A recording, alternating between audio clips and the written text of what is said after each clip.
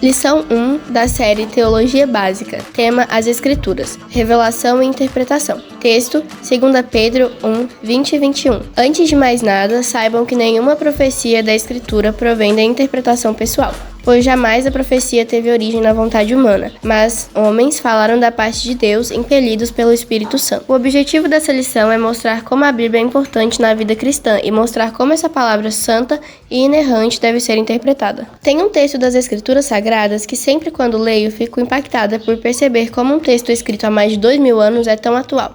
O texto é o Salmo 11, versículo 3, que diz: Ora, destruídos os fundamentos, que poderá fazer o justo? O texto revela o que está acontecendo nos dias de hoje. A grande estratégia para destruir a igreja nos dias de hoje não é impedi-la de cultuar a Deus, mas colocar na mente das pessoas que não existe verdade absoluta, subjetivismo, e que tudo é relativo.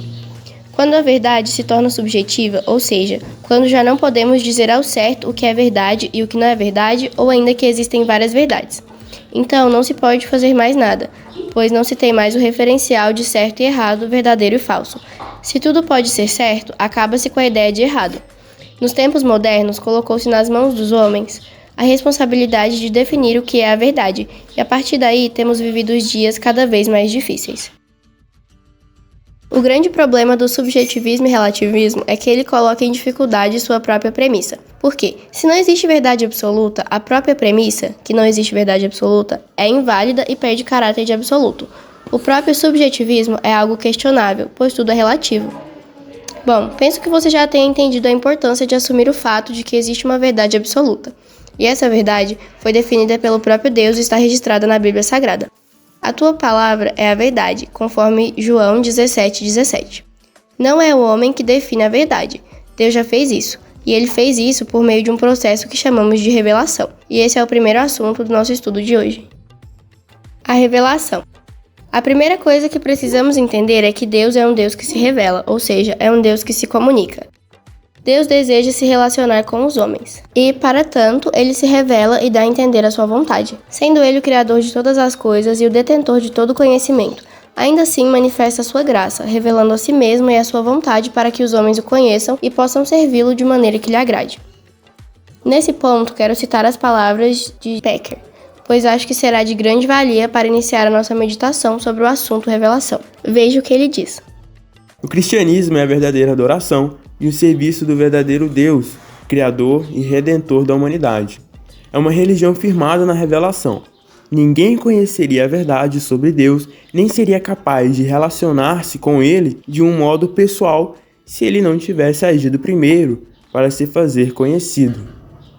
Desde o princípio, Deus se revelou ao homem. No Éden, Deus foi até o homem e comunicou a sua vontade. Adão recebeu a ordem de multiplicar, guardar e governar. Deus comunicou sua vontade a ele. Deus também anunciou o certo e o errado, obediência, bênção, desobediência, morte. Anos depois do acontecido no Jardim do Éden, Deus levantou Moisés para registrar essas histórias, para que todos tivessem a oportunidade de conhecer a vontade de Deus. A partir de então, a revelação tornou-se documental e registrada, constituindo a Bíblia.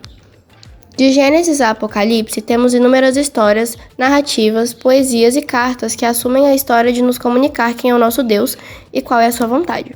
Todos esses documentos têm o propósito de comunicar aos homens o amor de Deus por seu povo e seu plano de salvação. Esse livro, chamado Bíblia Sagrada, é formado por 39 livros do Antigo Testamento e 27 livros do Novo Testamento. A Igreja chama esses livros de a Palavra de Deus, ou a Verdade Divina. Isso porque a sua autoria e seu conteúdo são divinos. Entendemos que tanto o Antigo Testamento como o Novo Testamento são palavra de Deus, pois tanto Jesus como os apóstolos assim também o faziam. Os documentos do Antigo Testamento. Jesus e o Antigo Testamento como palavra de Deus. Mateus 4:4. Jesus respondeu: Está escrito, nem só de pão viverá o homem, mas de toda a palavra que procede da boca de Deus. Então o diabo levou a cidade santa. Colocou-o na parte mais alta do templo e lhe disse: Se você é filho de Deus, jogue-se daqui para baixo, pois está escrito: Ele dará ordens a seus anjos a seu respeito, com as mãos, eles o seguirão para que você não tropece em alguma pedra. Jesus lhe respondeu: Também está escrito: Não ponha à prova o Senhor, o seu Deus. Depois o diabo o levou a um monte muito alto e mostrou-lhe todos os reinos do mundo e o seu esplendor. E disse-lhe: Tudo isso lhe darei se você se prostrar e me adorar. Jesus lhe disse: retire-se, Satanás, pois está escrito: adore o Senhor, o seu Deus, e só a ele preste culto. Note como nesse evento tão importante do início do ministério de Jesus, a tentação de Satanás, o Antigo Testamento está tão em evidência. Só nesse episódio, Jesus cita Deuteronômio 8:3, Salmo 91, versículos 11 e 12, Deuteronômio 6, versículo 16, Deuteronômio 6, versículo 13. Jesus está deixando muito claro que a lei e os profetas são a palavra de Deus, assim como tudo aquilo que ele ensinará no seu ministério terreno. Veja outro texto bíblico importante, Mateus 5, versículo 17. Não pensem que vim abolir a lei ou os profetas, não vim abolir, mas cumprir. Digo-lhes a verdade. Enquanto existirem céus e terra, de forma alguma desaparecerá da lei a menor letra ou o menor traço, até que tudo se cumpra. Todo aquele que desobedecer a um desses mandamentos, ainda que dos menores, e ensinar os outros a fazerem o mesmo, será chamado menor no reino dos céus. Mas todo aquele que praticar e ensinar a estes mandamentos será chamado grande no reino dos céus. Veja como Jesus está falando da vivacidade do Antigo Testamento. Os judeus resumiam todo o conteúdo do Antigo Testamento com a expressão as leis e os profetas. Jesus diz que ele mesmo veio para cumprir a lei e a todos é dado o mandato de obedecer os preceitos da lei. Agora veja, Paulo e o Antigo Testamento como a palavra de Deus. São muitas as vezes que Paulo cita o Antigo Testamento como elemento da sua argumentação nos seus ensinamentos às igrejas. Isso, por si só, já revela como os apóstolos tinham plena convicção de que o Antigo Testamento é também palavra de Deus. 1 Coríntios 10. Ora, irmãos, não quero que ignoreis que os nossos pais estiveram todos sob a nuvem e todos passaram pelo mar, tendo sido todos batizados, assim na nuvem como no mar, com respeito a Moisés. Todos eles comeram de um só manjar espiritual e beberam da mesma fonte espiritual, porque bebiam de uma pedra espiritual que os seguia, e a pedra era Cristo. Entretanto, Deus não se agradou da maioria deles, razão porque ficaram prostrados no deserto.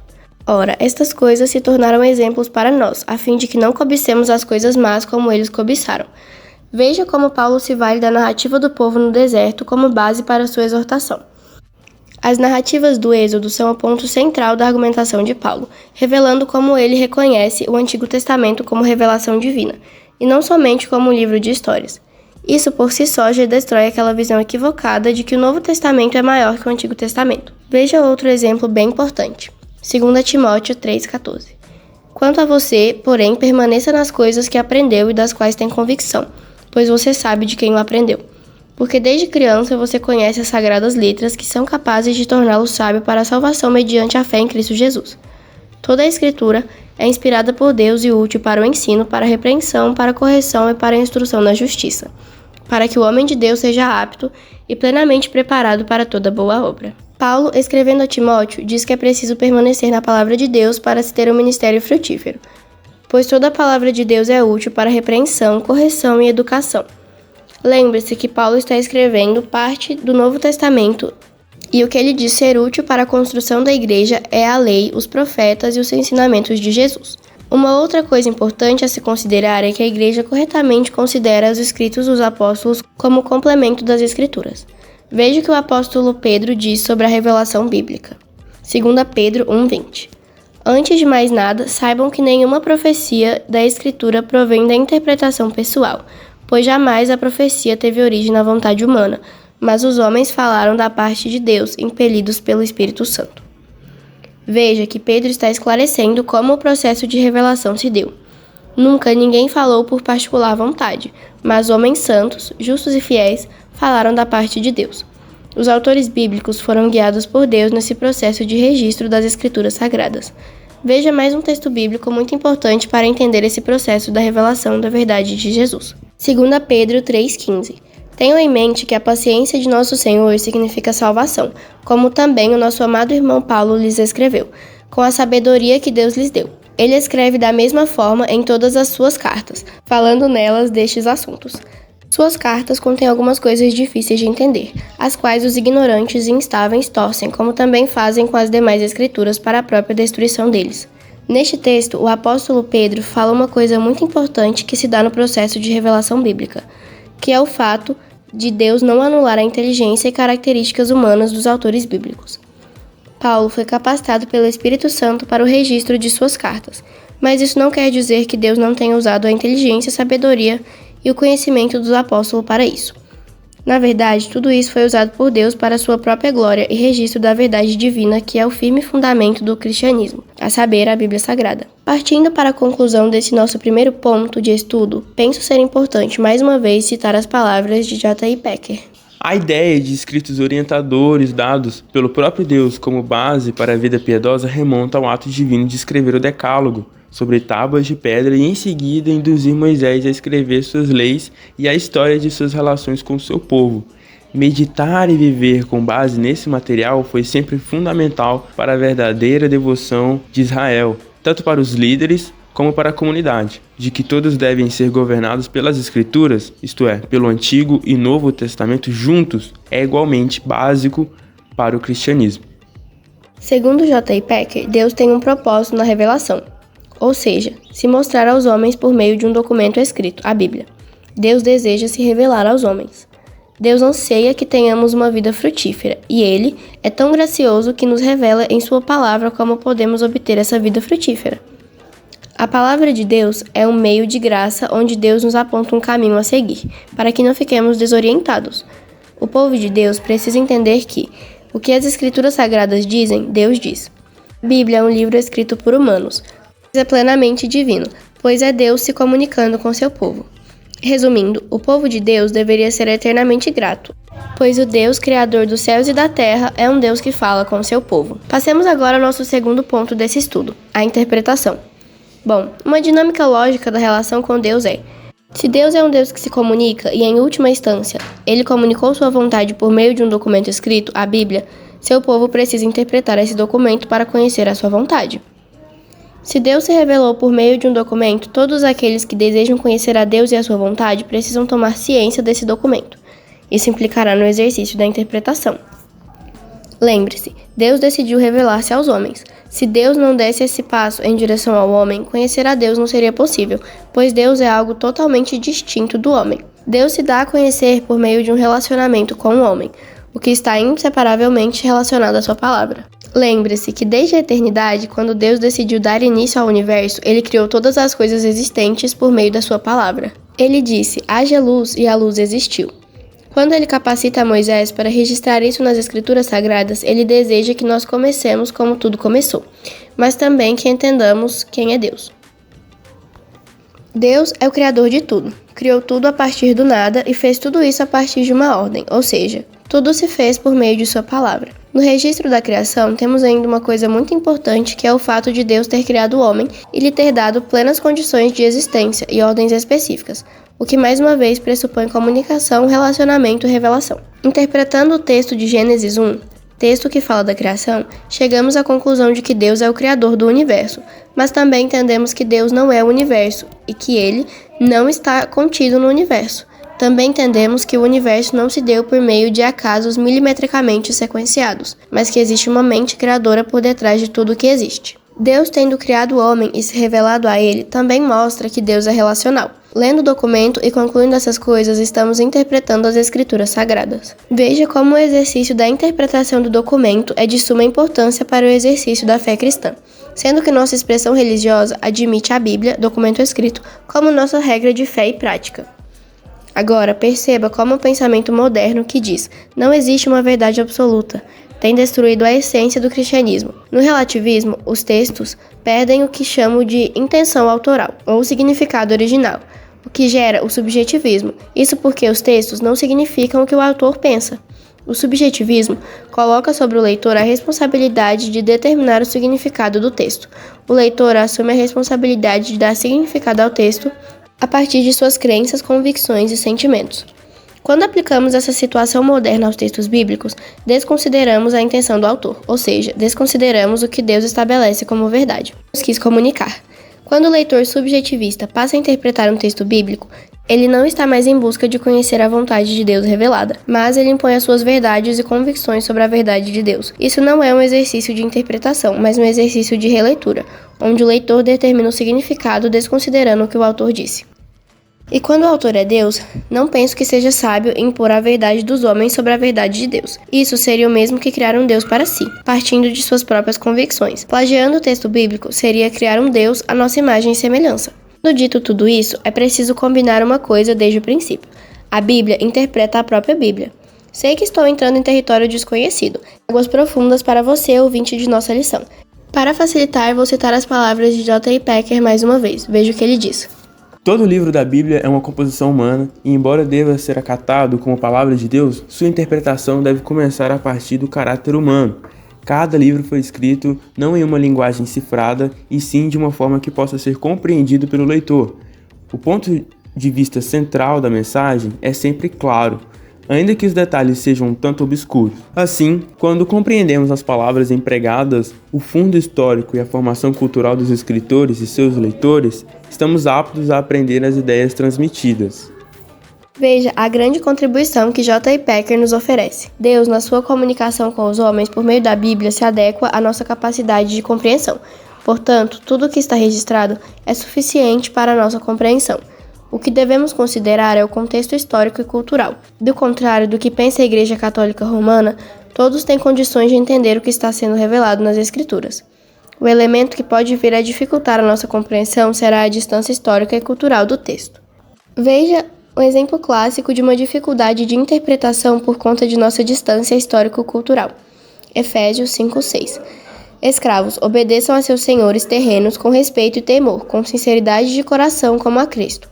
Obedeçam-lhes não apenas para agradá-los, quando eles os observarem, mas como escravos de Cristo, fazendo de coração a vontade de Deus. Sirvam aos seus senhores de boa vontade, como ao Senhor e não aos homens. Muitos leem essa passagem sem considerar as particularidades do contexto no qual o apóstolo Paulo está inserido.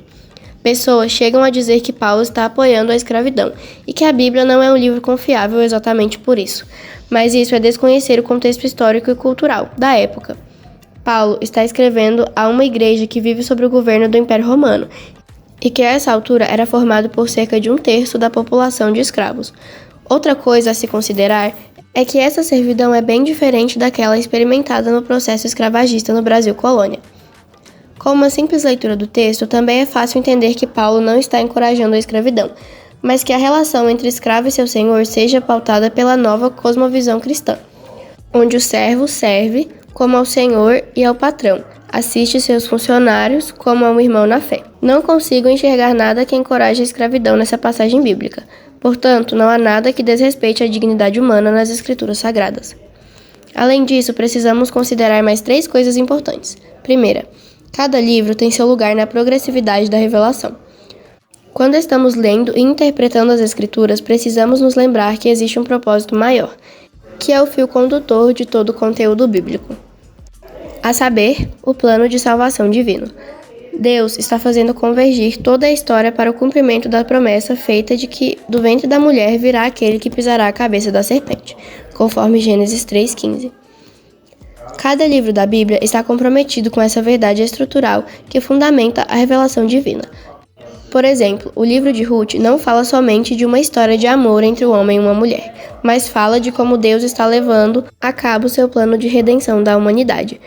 Pois por meio de Ruth e Boaz virá a família de Jessé, pai de Davi, de onde descende o Cristo. Segundo, cada livro originou-se da mesma mente divina. O ensino dos 66 livros da Bíblia são complementares e autoconsistentes. É fato que nem todo mundo consegue entender isso, mas o problema está no leitor, que por falta de maturidade ou por falta do próprio Espírito Santo não consegue entender e se submeter à verdade bíblica. Com isso, não estou dizendo que existam dificuldades de interpretação, porém estou dizendo que existem coisas que só são compreendidas por meio do Espírito, e quem não o tem, não entenderá. Também existem aqueles que não buscam crescimento e maturidade na fé. Veja o que diz Packer sobre isso. É certo que a Escritura nunca se contradiz em parte alguma, antes, uma passagem fundamenta a outra. Esse sólido princípio de interpretar a Escritura pela Escritura é às vezes chamado de analogia da Escritura, ou analogia da fé. E Paulo faz isso como ninguém. Vejamos a passagem de Romanos 9, 11 e 16, onde Paulo está falando sobre a doutrina da eleição, e por conseguinte sobre a preterição. Ou, no português mais claro, Deus escolhe uns para a salvação, mas outros não. Paulo fundamenta sua argumentação no episódio onde Deus escolhe Jacó e não Esaú, antes que os gêmeos nascessem, exatamente pelo fato de Deus ser livre para escolher ter misericórdia de quem ele decide ter. Veja o texto. Romanos 9:11. Todavia, antes que os gêmeos nascessem ou fizessem qualquer coisa boa ou má, a fim de que o propósito de Deus conforme a eleição permanecesse, não por obras, mas por aquele que chama, foi dito a ela: o mais velho servirá ao mais novo. Como está escrito, amei Jacó, mas rejeitei Esaú. E então, que diremos? Acaso Deus é injusto? De maneira nenhuma. Pois ele diz a Moisés: terei misericórdia de quem eu quiser ter misericórdia, e terei compaixão de quem eu quiser ter compaixão. Portanto, isso não depende do desejo ou do esforço humano, mas da misericórdia de Deus. Estamos interpretando a Bíblia pela Bíblia aqui, assim como Paulo fez. Deus é livre para escolher e derramar de sua misericórdia sobre quem ele quiser. Aceitamos isso, porque a Bíblia assim o diz. Terceiro, cada livro demonstra a imutável verdade acerca de Deus e da real condição em que se encontra a humanidade. Por toda a Escritura se observa o plano gracioso de Deus em salvar os pecadores e a condição pecaminosa dos homens, que não conseguem se salvar por si mesmos. Deus precisa comunicar aos homens a sua salvação, e ele fez isso por meio de Jesus Cristo. Por isso é que devemos ler as histórias de Abraão, Isaac, Jacó, Elias, Eliseu, Samuel e Davi, e buscarmos viver uma vida de consagração como eles. Mas nunca podemos esquecer que foi pela fé, dom dado por Deus, pela graça, que eles foram salvos. A vida desses homens é a fiel testemunha de como Deus ama o seu povo. Não é a nossa consagração que nos salva, mas a fé no Salvador. Tendo recebido tão grande favor, buscamos nossa consagração numa resposta de gratidão a Deus. Essa é uma boa forma de interpretar a Bíblia. Concluindo, quero mais uma vez citar as palavras de Pecker. Nenhum sentido pode ser lido nas Escrituras ou atribuído a elas que não possa, com certeza, ser extraído dela. Ou seja, sem dúvida nenhuma, expresso por um ou mais de um escritor.